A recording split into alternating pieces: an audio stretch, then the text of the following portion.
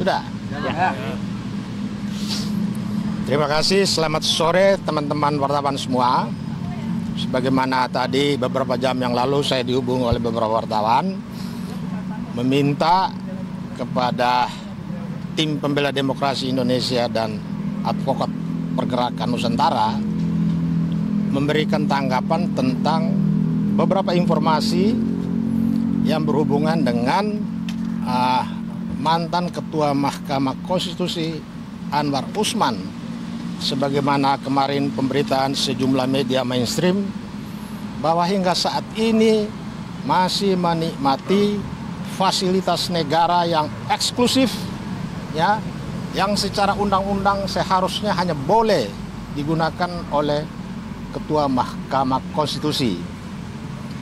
Dan berita mengenai Anwar Usman masih menikmati fasilitas sebagai seorang Ketua Mahkamah Konstitusi sebagaimana diberitakan oleh sejumlah media itu kemudian dibenarkan oleh Kepala Biro Humas Mahkamah Konstitusi Bapak Fajar Laksono.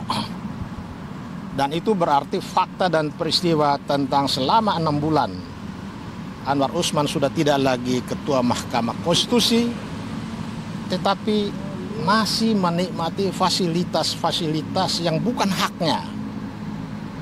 Nah, kami berkepentingan, ya hari ini datang kemari, karena pada tanggal 26 Maret 2024, satu hari sebelum Mahkamah Konstitusi membuka persidangan sengketa Mahkamah Konstitusi tentang perselisihan hasil pemilu, kami menyampaikan surat pernyataan keprihatinan, surat mengawal persidangan, dan surat mendukung agar 8 hakim konstitusi ini betul-betul dalam persidangan perkara ini harus dalam keadaan merdeka, harus dalam keadaan bebas dari campur tangan dalam bentuk apapun oleh siapapun.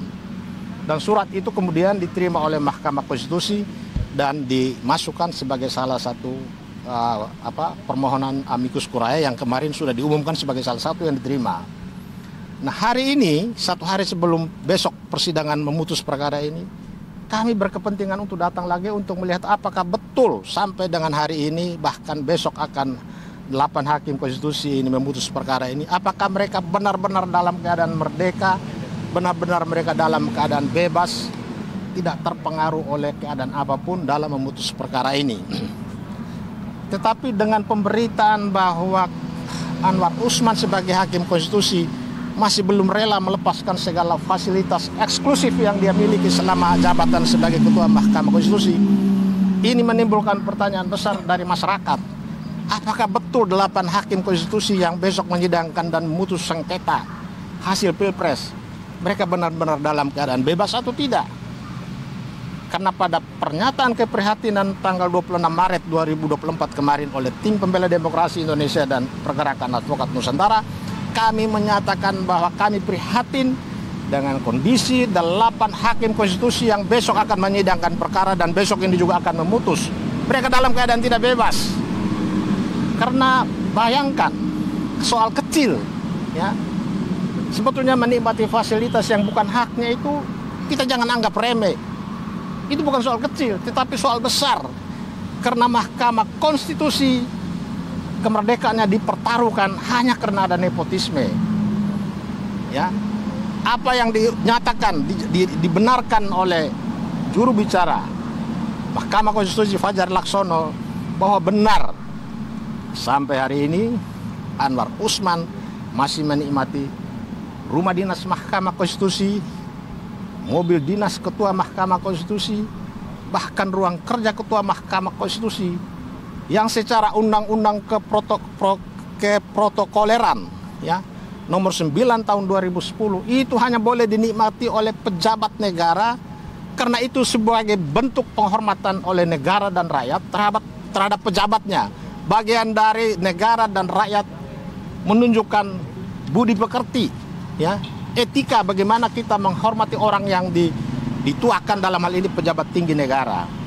Tetapi rupa-rupanya soal etika, soal saling menghormati, soal budaya, budi pekerti di Mahkamah Konstitusi ini sudah hilang. Hanya akibat dari nepotisme. Karena itu kita mau menyatakan bahwa kalau besok ini 8 hakim konstitusi ini masih dalam keadaan tidak bebas, Apakah kita masih perlu besok itu Mahkamah Konstitusi membacakan putusannya? Menurut saya kalau tidak bebas, besok jangan putus dulu. Ya, katakan bahwa kami dalam keadaan tidak bebas karena hanya soal kecil, ya, yang mempunyai arti besar, ya, soal seorang hakim konstitusi yang menikmati fasilitas ketua Mahkamah Konstitusi dan itu dibiarkan oleh 8 hakim konstitusi. Mereka tidak pernah mempersoalkan, mereka membiarkan. Seperti halnya juga mereka pernah membiarkan Anwar Usman ketika menyidangkan perkara 90, mereka tidak pernah protes karena itu 9-9-nya dihukum oleh Majelis Kehormatan Mahkamah Konstitusi. Jadi kita patut menyayangkan besok ini sebuah peristiwa hukuman yang sangat besar karena dari 8 tangan hakim konstitusi akan keluar putusan yang merupakan sejarah bagi bangsa ini karena akan melahirkan kita punya presiden. Mau presidennya nomor 1, nomor 2 atau nomor 3, buat kita tidak ada masalah. Yang penting hakim harus dalam keadaan bebas dan merdeka sesuai dengan jaminan konstitusi pasal 24 UUD 45 bahwa kekuasaan kehakiman dilaksanakan secara merdeka. Tetapi ketika nepotisme, ya, sebagai monster yang menakutkan buat semua pencari keadilan di berbagai peradilan di seluruh Indonesia, tadinya kita pikir Mahkamah Konstitusi itu peradilan yang paling enak, paling bebas, paling merdeka, paling menjamin hak-hak kita. Tapi ternyata sekarang sudah tidak ada lagi yang bisa kita harapkan. Ya. Apa yang disampaikan oleh Kepala Humas Mahkamah Konstitusi itu merupakan suatu pengakuan, mengakui bahwa hakim-hakim Mahkamah Konstitusi mulai dari Pak Ketua sampai hakim anggotanya dalam keadaan tidak bebas. Ya. Karena jatah yang seharusnya eksklusif dinikmati oleh seorang Ketua Mahkamah Konstitusi Soehartoyo selama 6 bulan ini tidak bisa dia nikmati. Jadi bagaimana dia sebagai misalnya masuk diundang oleh Presiden atau diundang ke DPR, kemudian dia menggunakan mobil, dia sebagai seorang Ketua Mahkamah Konstitusi tapi dia menggunakan mobil hakim konstitusi. Secara keprotokoleran ini sudah tidak pantas, tidak layak. Ada dugaan pelanggaran undang-undang, Pak? Undang-undang protokol dia sudah langgar. Dan semakin menunjukkan bahwa nepotisme itu belum bisa dibersihkan sampai ke akar-akarnya selama 6 bulan sejak MK memberi sanksi kepada 9 hakim konstitusi kita.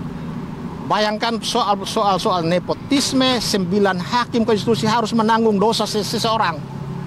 Dosa Anwar Usman yang harus dipikul oleh mereka. Ini yang jadi kita menyatakan protes, ya, intinya kalau besok, makanya kami meminta kuasa hukum 01, kuasa hukum 02, kuasa hukum 03, dan kuasa hukum pihak terkait. Besok beri waktu sebelum hakim membuka, tanyakan dulu kepada 8 hakim konstitusi. Apakah hari ini benar-benar 8 hakim konstitusi kita ini dalam keadaan bebas, merdeka, ada tekanan atau tidak? Ya. Apakah masih ada pengaruh dari Anwar Usman yang walaupun tidak lagi Ketua Mahkamah Konstitusi tapi masih memperlihatkan dia adalah Ketua Mahkamah Konstitusi. Buktinya dia semua fasilitas untuk ketua dinikmati oleh dia. Ini yang jadi soal buat kita. Jadi besok itu kita minta kuasa hukum 01, 02, 03 dan pihak terkait, bahkan kita sebagai masyarakat ini kalau ada diberi kesempatan, kita minta 8 hakim konstitusi harus mendeklar bahwa kami dalam keadaan bebas. Kami menjamin perkara ini kami putus dari lubuk hati yang paling dalam, berdasarkan hati nurani, berdasarkan keadilan dan ketuhanan yang Maha Esa, kami akan memutus perkara ini. Kalau tidak, lebih baik tunda sampai benar-benar mereka merdeka. Toh negara ini tidak runtuh besok. Bahwa ada orang bilang bahwa hukum harus ditegakkan sekalipun langit runtuh. Besok langit belum runtuh. Besok NKRI kita juga belum runtuh hanya karena kita belum punya presiden dan wakil presiden besok. Karena yang terpenting itu adalah jaminan secara konstitusi bahwa hakim harus merdeka, itu harus dibuktikan dari proses perkara ini. Jangan hanya karena kita ingin berkuasa, konstitusi ditabrak, undang-undang ditabrak, simbol-simbol negara dari berbagai yang selama ini kita junjung tinggi diinjak-injak. Etika bernegara ditiadakan. Ya. Hanya karena kita bukan loyal kepada konstitusi, tetapi mereka loyal kepada figur seseorang. Itu siapa? Yaitu Presiden Jokowi. Ini yang membuat kita menjadi waspada terhadap harapan kita ini kan Mahkamah Konstitusi. Kalau Mahkamah Konstitusi sudah direcoki dengan menempatkan hakim-hakim yang bisa saja orang bilang bermental ayam sayur, sementara hal-hal yang harusnya mereka katakan tidak, mereka justru diam. Buktinya 6 bulan mereka membiarkan Anwar Usman menikmati fasilitas eksklusif yang merupakan hak dari Ketua Mahkamah Konstitusi. Rumah dinas Ketua Mahkamah Konstitusi, mobil dinas RI, berapa itu, 9 atau berapa itu yang itu, sama ruang kerja. Itu kan simbol-simbol yang mengangkat seorang bahwa inilah pemimpin kita. Tetapi mereka semua biarkan, sehingga kita balik bertanya-tanya, mereka bebas atau tidak? Mereka merdeka atau tidak? Mas Roy ada tambahan, Mas Roy? Nah, Ya. Mas Roy akan menambahkan, Soal masih yang ada lain. kaitan. Ya, ini sebenarnya kan memang Pak Petrus Celestinus ini Apakah ada rencana mau dilaporkan ke MK? Tidak hanya ke MK, kita akan bawa ini ke KPK. Karena itu adalah diduga sebagai bagian dari korupsi, menikmati sesuatu yang bukan haknya. Jadi selain lapor lagi ke MK, bisa juga ada aspek pidana umum kita bawa ke Bareskrim, dan untuk dugaan pidana korupsi kita bawa ke KPK. ya, Karena seharusnya dalam rangka pengamanan, karena segera setelah dinyatakan diberhentikan dari Ketua Mahkamah Konstitusi, kemudian pada waktu pelantikan, pelantikan itu kan bukti bahwa terjadi serah terima jabatan. Harusnya disertai dengan serah terima semua fasilitas dari ketua lama kepada ketua baru. Tetapi ini tidak. Bahkan menjelang memulai persidangan kemarin Mahkamah Konstitusi, harusnya Anwar Usman diisolasi di salah satu tempat untuk tidak boleh masuk di sini. Karena bagaimanapun dia masih punya potensi untuk bisa melakukan komunikasi, apakah itu berbentuk pengaruh, ya, mengiming-imingi atau menakut-nakuti, bisa saja terjadi. Karena peradilan kita di Indonesia ini kan peradilan yang paling gampang diintervensi. Siapa bilang tidak? Praktek peradilan yang kita lakukan selama ini, intervensi sangat mudah dilakukan, terjadi kapan saja dan di mana saja.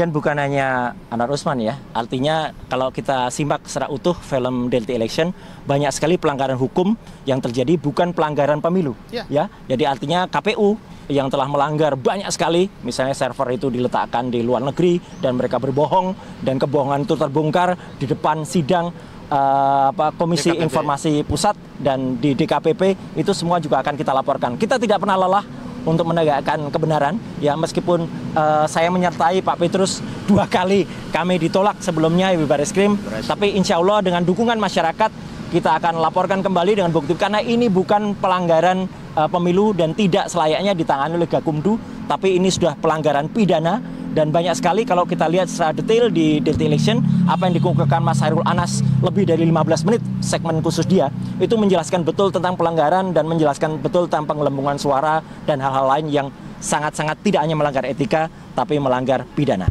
Gitu. Baik, oke, terima kasih. Ya, terima kasih ya teman-teman semua.